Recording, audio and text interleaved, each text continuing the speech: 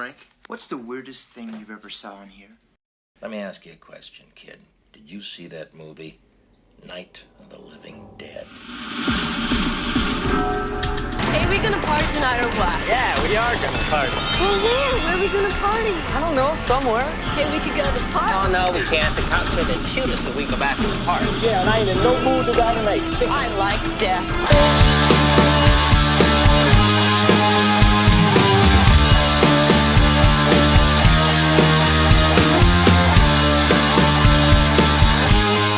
Ghouls, and welcome to minute 60 of Do You Want to Party, the Movies by Minute podcast of the 1985 groundbreaking horror classic, The Return of the Living Dead. I'm your host, Troy, and joining me today is returning from minute 33, another Movies by Minute podcaster for the Edge of Tomorrow minute, and that is... Dave Forsythe. Hi, how you doing? Hi, thanks for joining me again, David. This is like we were saying just before the show. It's we went back and forth with just timing and all that. But yeah, and actually, I want to point out to the audience, like you had also pointed out, like I believe the last time you were here, we're in the exact same room. So that's right. I don't like to branch out too much. Yeah, about 30 minutes of time have actually passed in the movie, but we haven't changed scenes at all.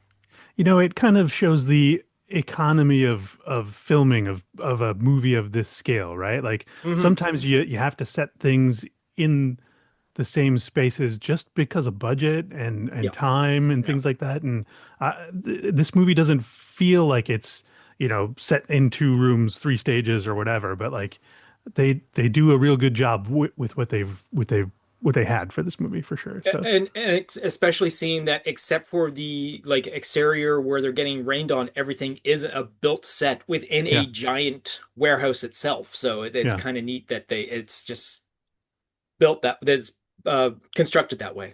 Yeah. All right. So this particular minute is going to start off with Bert still not really sure what's going on, and ends with the nasty bruise. So leaving off where the last minute did, Spider continues to berate Bert with the origins of the stuff affecting the activity outside. All over the graveyard. Putting on what seems to be part act and part confusion, Bert very animatedly expresses his bafflement of the situation. I don't know, I just... Wildly swinging his hands and arms, still gripping his trusty lead pipe. With a quick pause, he recites his recollection of the events. All I know is that it was stored over at the medical supply warehouse where you were.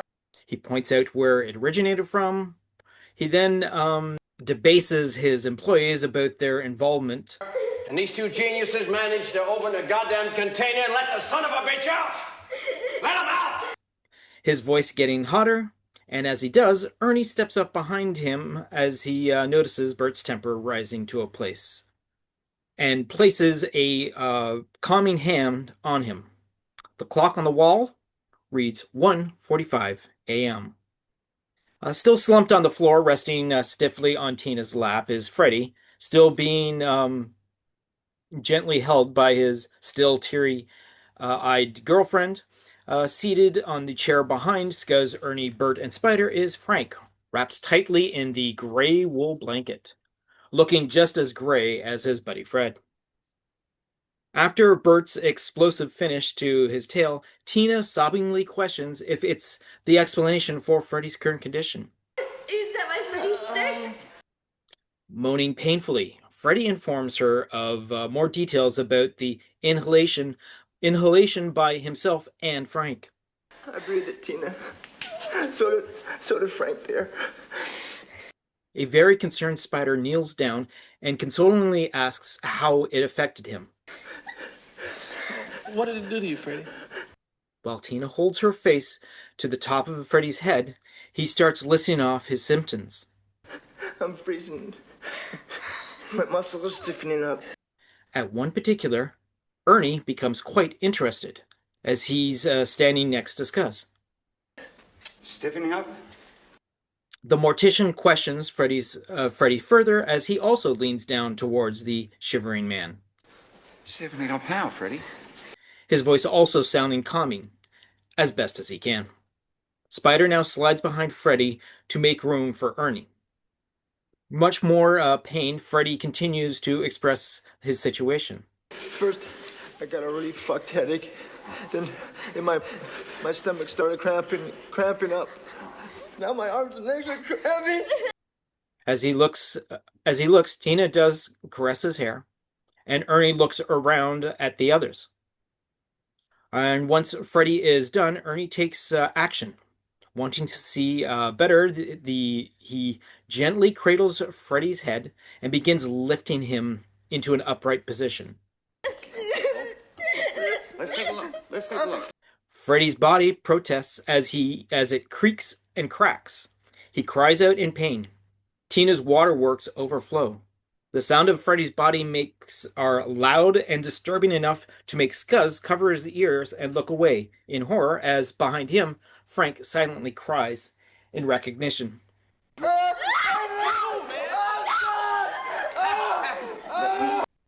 Spider has to hold Tina as Ernie brings Freddy to sit as upright as possible. When Freddy gives a guttural cry and a deafening crack, Ernie stops his movement.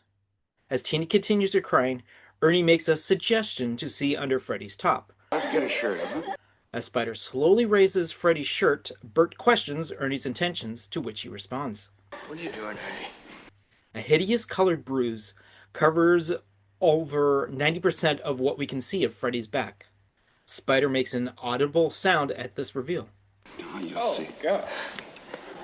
Looking at the giant mark, Ernie cautiously and almost nervously informs the others of the why of the discolorization, but before he mentioned the what... The bruise is where he's lying down. We come to the end of this minute. So we're dealing with a bit of a slowdown of the action, but we're doing a progression of the characters where we're getting more and more into the situation where we know us, the audience, know what's actually happening. And now the rest of the cast is discovering what's happening as well. So it's kind of interesting to see the progression of this going on as we watch. And I'll say this minute for me, it's sort of uncomfortable because it's like there's a difference between gore horror, which I think a lot of the grosser parts of this movie are, and body horror, which I think this minute is for sure. Like just seeing the big bruise and his bad makeup, not his good makeup of his bad face, I should say. Yes. I think it's very well done of Freddy specifically. We don't see. Oh gosh, we don't focus on Frank very well. No, we don't focus on Frank in this particular minute. Yes. Yeah. But he looks real bad, and the acting that he and Tina are both doing around the moment when he has to physically be moved and the pain he's in, Yes. Oh my God. like that gets me. Like it that is hard. It's not great acting. I don't think it's like very melodramatic. It's very over the top. It's perfectly fine acting. It's not like award-winning acting or anything like that is what I'm saying. But like it just is so it's visceral, right? Like it gets you in the gut and it brings anxiety to those of us who are body horror anxious anyway, which I am for sure. Gore all day, body horror. That's Yeah, for sure. So this minute is kind of hard. For sure. Yeah, Tom Matthews definitely sells the sound of him being in pain, and then the Foley effects of the snapping of the tightened up ligaments and whatnot really puts it over the edge. And Tina too, like her like overreaction to him. Again, I'm saying overreaction, but like it's not really an over.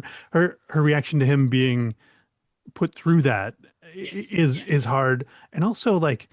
Seeing her so like caring and close, and she like at one point she sort of leans in and like gives him a little kiss on the temple and something like that. Like you have no idea what is making him this sick, right? Like he knows he's been exposed to something, and you couldn't get me that close to him. No way. I don't care what the relationship level is right now. Yeah, I'm not going near him and all that. That is the other devastating thing about it too, is that she is so that it doesn't matter to her. And as the movie progresses on, we realize that she's there until the very end. Even beyond that, she's still concerned once he gets to a certain point, which we'll come up to later on in the movie. Exactly. But again, knowing what's going to happen. She is tried and true. She is Freddy's Yeah, girlfriend until the end, and yeah. it brings home. I mean, there's that trope moment that, I mean, if you watched The Walking Dead, you saw it like every other episode, right? Where the like Yep. someone you love has turned and you must Yep. deal with it in some manner, Hmm. right? Like, but to see Tina's progression through that and to like have it pay off. Yeah. Spoilers, right? But Yeah. like Yeah. to see it to see it build up before it Right, right. pays Yes, off is exactly. great. Yeah. Yeah, So yeah, exactly. Yeah. Okay, so over on the commentary track, we mhm. have Dan O'Bannon, who's the director and writer of the movie, as well as William Stout, the production designer. Dan O'Bannon points out that how well Tom is doing such a wonderful job, not only looking like he's getting sicker, but he's also getting pretty noisy with his grunts and groans. Hmm. William Stout adds that his twitches help sell it as well. Dan then points out that once the two actors start turning into zombies in upcoming scenes, that he had them moaning and screaming quite loud, which he used as his tactic to increase the energy of the film at this point. He then mentions how there were critics of that decision, but he mentioned that he was just using his own personal example of being in great pain, that one would be that boisterous when expressing it. Oh yeah. I mean, So, yeah. if you've ever been around somebody having like a kidney stone or Yeah, like exactly. like Yeah, yeah. these are the same sorts of things that I mean, like not that wanting to compare the oncoming creepiness of death with a kidney stone, but yeah, I mean, the people in extreme pain like that when they let it out finally, like yeah, Sure, for it's sure. Yeah, yeah, yeah. and Even which we go ahead, sorry. even just like a severe like lower back injury and all that Yeah, sort yeah, of yeah. thing. The fact that the slightest movement is enough to make you boisterous and all Yeah, that sort of yeah. thing, expressing it. Yes, And I'm real bad with names, so I'm just going to call him Mohawk. But the that would be Scuzz. Scuzz, thank you. There's a quick shot back to him covering his ears, right, as Yeah, he's yeah, yeah. being pulled up and going through that, and it's like clearly he and I are kindred souls, right? Because if I could have a Mohawk, I would do it. But I'm follically challenged for those of us not familiar. Anyway, but he when he covers his ears like that, that's exactly what I would be doing in that situation. So Oh, for that's a sure, for sure. that's a brilliant little cutback to him. Yeah, he does, So and that is a great insert. It does sell it, and you can also see Frank in the background as well. He's also reacting to it and all yeah, that sort of thing. yeah, Again, like I had mentioned in the words that he makes a silent cry. There's no sound coming out of Frank, but you can see his jaw is dropped open, and you can see that he's also in the same situation as he's sympathetic to the same situation as being with Freddy and all that. But yeah, yeah, Scuzz's selling of the, and also not only does he cover his ears, he also like looks away as well to right, like not right, want to like, yeah. So it's definitely a great sequence to deal with. yeah.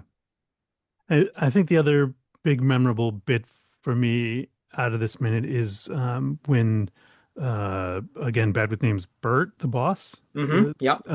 He I think you said he sells out his employees, right? Like he's like, oh, I don't know what happened. These idiots, they just said it. Yeah. Man, like you're not. He's not. He wasn't there at the moment, but he's like 85% complicit in everything since then, right? Like he, Oh, and for sure. Yeah, yeah. That is the thing. I think he also doesn't want, like, he still thinks he's going to be able to pull through. Something's going to right, happen, and this is all going to come to an end, and everything's going to be fine. He just doesn't want to let out any information, more than information than he has. So that's why he has that bit, a little bit of a sudden turn of like, well, I mean, right, I think it's this, I think it's that, and then well, right. these guys and all that sort of thing. But again, he knows about the tanks. He knows they were Yeah, in. He actually scolded uh, Frank earlier in the movie for just going down near them in the yeah, yeah, basement yeah. and all that sort of thing. So he's totally aware of what they Sure. are and where they're from, but he, in this moment, is trying to let out as little information as possible. Right. It's like he consulted with his attorney before making that speech or Exactly, something like exactly. yeah. Yeah. The only other thing that I want to know is because this is probably the third time that this story is being told, because Right. originally Frank and Freddy told Bert what happened, And then when they brought the body parts to Ernie, they then again told the story to Ernie.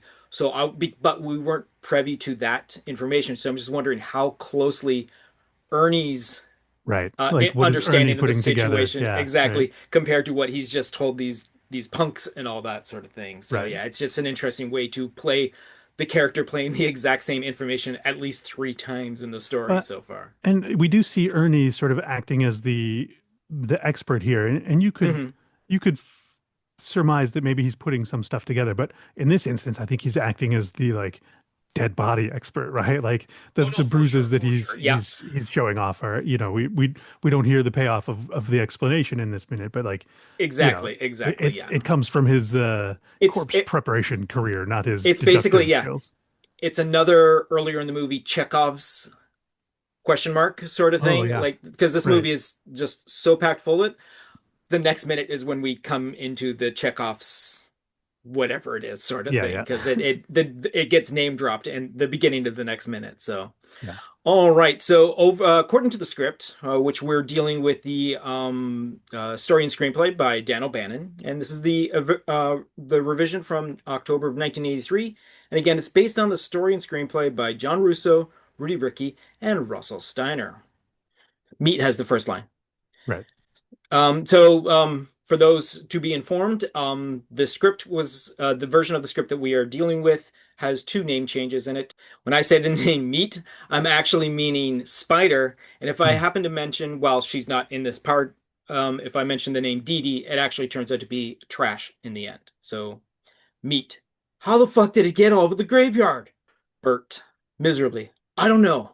All I know is that we were sorting it out over the medical warehouse supply, where you were, and these 2 geniuses managed to open the tank and let it out, indicating Frank and Freddy. Tina, is that why Freddy is sick? Meat, sick? Freddy, I breathed it, Meat, with difficulty. And so did Frank there. Frank moans. Meat, what did it do to you? Freddy, I'm freezing. My muscles are stiffening up, and I got no heartbeat. Reactions of horror. Tina bursts into tears. Oh, Freddy! Ernie, professional interest. Stiffening up? How? Ernie kneels by Freddy. Freddy, first I got a really terrible headache, and my stomach's cramped up into a knot, and now my arms and legs are cramped. Ernie, let me see. Ernie flexes Freddy's arms and legs. Freddy, oh God, that hurts! Oh God! Bert pats his back. Take it easy, kid. Freddy is clenching his fists and sitting half doubled up. So is Frank. Ernie looks back and forth at them. Ernie, you know, it sounds like rigor mortis is setting in. Tina gasps. Everyone falls silent. Ernie stares at Freddy and Frank. So does everyone else. Then Ernie kneels by Freddy again. Ernie, help me get his shirt off. Tina helps Ernie slip off Freddy's shirt. Freddy screams and complains the whole time. When Freddy's chest is exposed, Ernie points out some big purple bruises on Freddy's back. Ernie, those bruises? Where he's laying down. That's where the blood is pooling up. And that's where they end this particular minute. So the explanation comes a little earlier than when it does because they just switch the lines out a little bit because he doesn't Yeah. mention the rigor mortis until the next minute and all that sort of thing. But yeah, so it's pretty much runs pretty parallel to what we actually get in the final story, unlike some previous minutes with some lines changed around and all that sort of thing. Yeah. But yeah, Hearing it spelled out in that order made me think as you were reading through it that like it's sort of an atypical progression, right? Because most zombie mythos, even the ones where like the bite infects you, typically people go alive, dead, realive, right? These guys yes, are very much going from alive to dead alive, right? There's not a like they don't have that like I'm a corpse for a few minutes. yeah, I mean yeah, they're like living corpses, right? yeah. It's an interesting transition. It's sort of yeah. It definitely is, and it is different from all the um well, technically there's only one other resurrection from Hmm. the from this um chemical and all that. Right. The chemical reanimates already dead flesh, which is where we get Tarman, which is where we get the Yellow Man in the freezer and all that scene, and the half dogs and all that barking and all that. Right. When the Yellow Man and all them get chopped up and sent up into the clouds and it rains down, that water then affects the graveyard, which reanimates the and all that. But what had happened is with the direct inhalation of the gas as it escapes, and Frank and Freddy just inhaled it all and all that. Yeah. And apparently they were lying there for about 2 hours just breathing it in. Yeah. According to, if you check out the time when they first went into the basement and when they finally Right. came out, there's Right. almost a 2 hour difference between the time. So basically, they're technically already dead. Their body is just starting Okay. to shut down, is what it Yeah. is. So Yeah. that's So why. maybe they did like cease to be alive Exactly, in that exactly. period, and this whole time they've not knowingly been dead alive, right? So yeah. Exactly, Yeah. exactly. And that's why they're Huh. still striving to keep going and all that sort of thing. And then, like we know in a couple of minutes, that switch gets flipped because Yeah.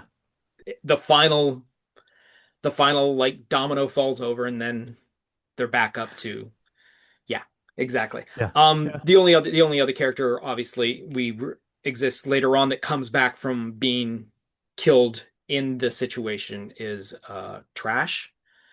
Right. But the other characters that have been attacked do not come back because technically we think it's because what we've figured out is it's because the brain still stays intact with the body, and that's how they become the living dead. But like Spider, who got killed by Tarman, his brain gets totally destroyed. Right. The Yeah. ambulance drivers, we actually see their brains being feasted on a couple minutes ago and all that sort of thing. Yeah. So Wow. they're not coming back. So yeah. That's it's interesting that this doesn't seem like the type of movie that would be super careful with its lore, but it sounds like maybe they were. Yeah. For what it is and for when it was done, it is actually surprisingly like again, you watch this on your first couple of viewings and all that sort of thing. You're like, this is great and all that sort of thing. But when you break this movie down to a minute by Yeah. minute format, you realize there is a lot more to this movie than you originally realize, which is a fantastic thing as a longtime fan of this movie to Yeah. discover just how deep this movie actually gets in how well it's structured.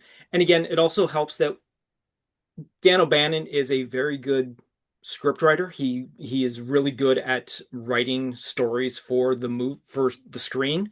Yeah. Well, sometimes his final vision doesn't get actually Right. fully seen, but Yeah. you do know that he knows how to write for a theatrically released movie, and a perfect example is this movie. So Yeah. Yeah. yeah. It's good.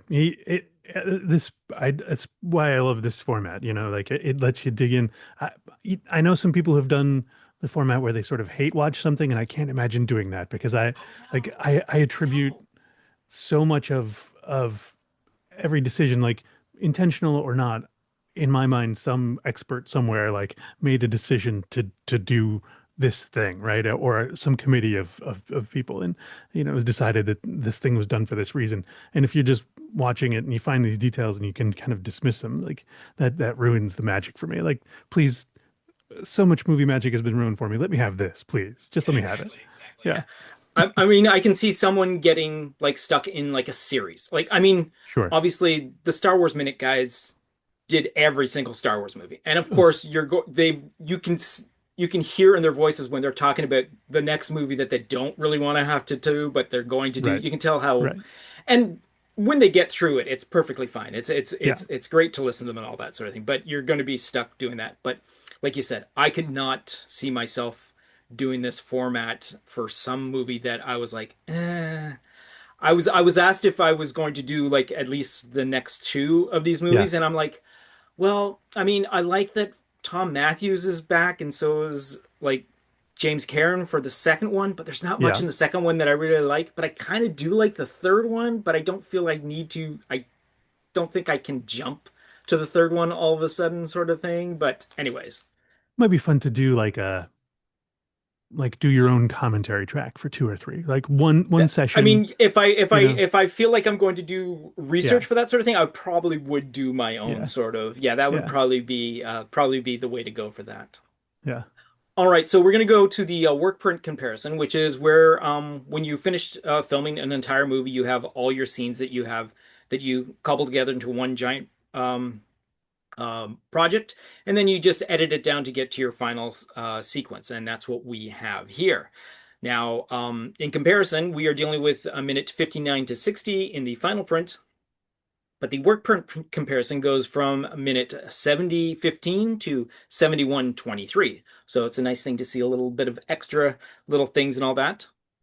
So the sequence of Bert recollecting the situation is an actual tight three shot of with Scuzz and Spider on either side of him. And it isn't the shot used in the final film.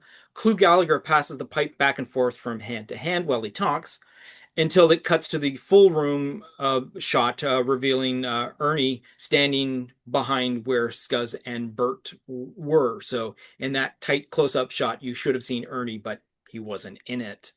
And when Spider crouches down to console Freddy, there's a little bit of interaction, but unfortunately, you can't quite make it out because the version that I'm watching of the work print comparison is basically a videotape of a videotape of a videotape from a grainy final film print to begin with, and that's thankfully been locked into digital. So as long as that doesn't end up degrading, it's fine. But there are certain points where the image becomes too dark to make out anything, or the audio sort of like gets a little wonky and all that sort of thing. So you can't, there is some mumbling that you can hear. So I think Freddy is expressing that a little more pain that he has and all that. And then before the shot of showing the shirt being pulled off, Ernie's holding Freddy a little longer to making sure that he's actually stable. So it's kind of neat to make sure that happens. And this version of it, we actually see Ernie like circle his hand over the bruise to like basically, yeah, you see this? This is the bruise here and all that sort of thing, which obviously, first of all, you don't want to cover up that beautiful makeup job to begin with, because Yeah. that's a strikingly fantastic giant bruise and all that. But to have it as your center of the shot and then have a hand go like, do you see this bruise right here? Right. So I think you don't really need to use that shot. It's not even just good bruise makeup. It's good like corpse bruise makeup, right? Oh So no, that's for like sure. Yes. different Yeah. than your regular like That is a good bruise point. on That a is a good person. point. It's Yeah. not like a Yeah. guy that gets punched in the face is going to look Right. different than something that's been sitting there for a while that's pooling blood in a sequence and all Yeah. that sort of thing. So Yeah. yeah. So that's basically the differences between those and all that sort of thing. All right, so that's going to bring us to the end of this particular minute. So David, do you have anything that you're currently working on right now that you want to get out there, or are we just going to keep pushing Yeah, your?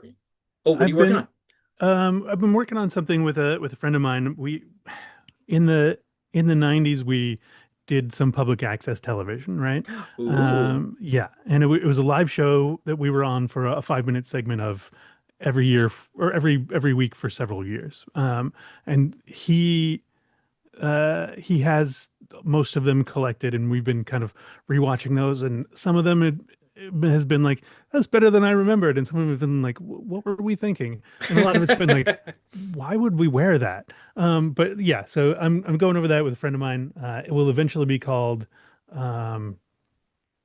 I don't know what it'll eventually be called. It'll be called something okay. like your time or our time, probably our time, because the show we were on was called Your Time. But this is, our Your ticket. So your I think we're gonna sequence call it. from the gotcha. Exactly. So I'm working on that with my buddy. That's a long-term project. We're probably gonna record it all before we release any of it. So Gotcha. it may be a little while, but yeah. Wow, It's public access in the 90s. Wow. I yeah. remember those. I remember those days. Holy Yeah. cow. And Yeah. these were live spots too. So like Right. it was like going Nice. out into the, if you lived in Hammond, Indiana at the time, you may have seen us, but otherwise you did not. So yeah. Nice. I mean, again, the other thing is the introduction to I was um The Edge of Tomorrow Minute. Was that your introduction to Movies by Minute? Yeah, that was the first one Yeah. I did. Yeah, I, yeah, I yeah, yeah. guested on several beforehand, and we had Right. worked on some of the group projects that came out of the Right, Movies right. by Minutes, organizing group. So we dipped our toes in, and we're like, okay, yeah, we'll do that. This is fun. So, if they ever make Edge of Tomorrow 2, which they've been threatening to do for a while, Yes. we may take them up on that. But we've been kicking around a couple other ideas, but nothing that's actually had any work behind it yet. So Excellent, excellent. we're I we're mean, not with done with the format, but nothing to cool, announce. excellent. That's good. That's yeah. It kind of gets under your skin, doesn't it? So Yeah, like, yeah, yeah, oh, I want to do another one, and like, yeah, yeah. yeah. I've already got like a plan for Of a course. one after this, and maybe one after that. But Yeah, that other one is like a pie in the sky sort of thing, of and all that course. sort of thing. But Yeah, yeah, yeah, yeah.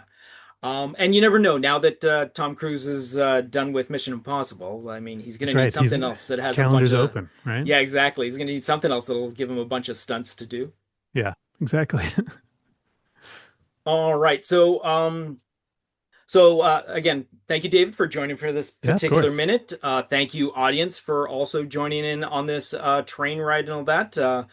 We are at the 60-minute mark, people. We are an hour into this movie. It's We have momentous.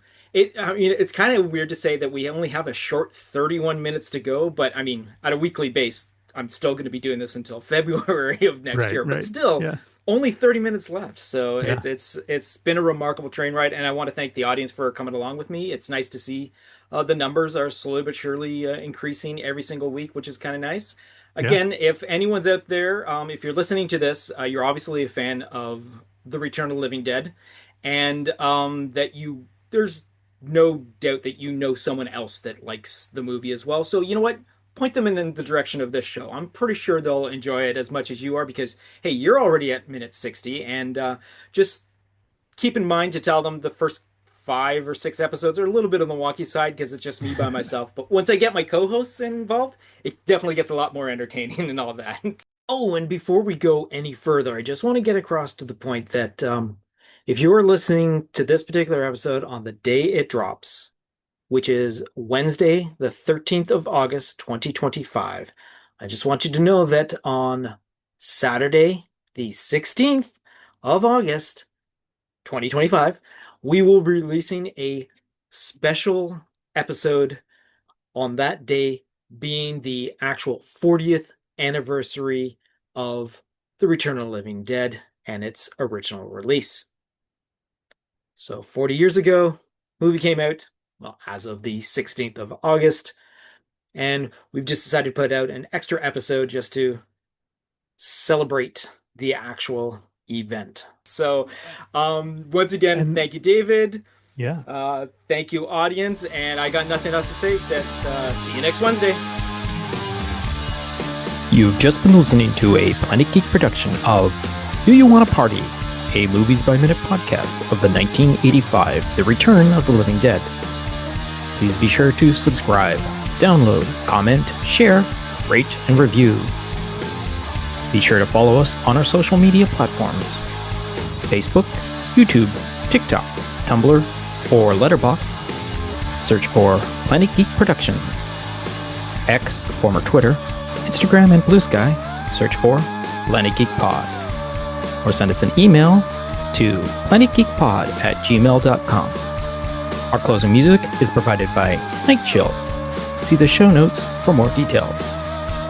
Once again, thanks for tuning in, and farewell, fiends.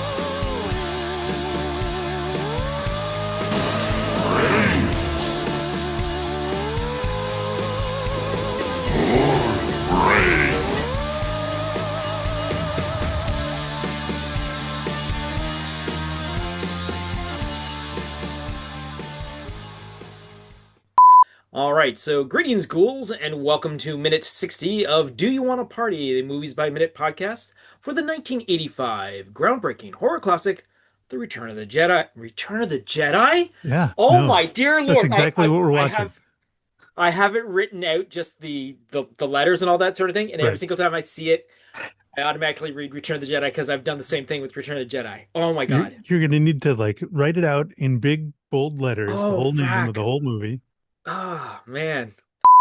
So we start off in the room itself because we're in the middle of a conversation and all that sort of thing.